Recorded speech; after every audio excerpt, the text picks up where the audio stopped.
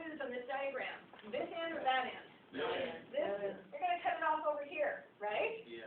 If you really need this much money to retire, and you started late or you do it intermittently, you're probably only going to accumulate that much money. Are you going to be okay in retirement?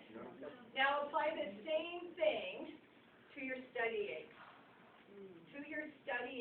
It's a compound effect that is working all the time, either for you or against you. So what is it that makes the Rule of 72 and dollar cost averaging work? Every month you do it, right? That's the compound effect. You just keep doing regardless of what's going on in the economy, right? For your studying, you do it daily regardless of what's going on in your life, all right? Because if you stop and start, you're gonna cut off this part over here.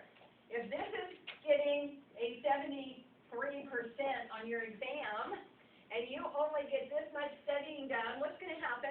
You're not going to get through the test, right?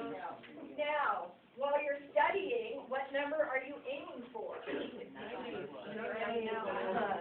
Mid-90s.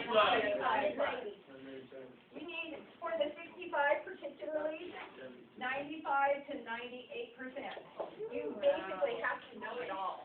Consistently, not one time, consistently. And here's why. My experience of this test was this. The first 20 questions, I went, oh, I've seen this. Oh, I've seen this. I know this. Question number 21, I went, don't know that. Don't think I know that. I'm going to have to work through this.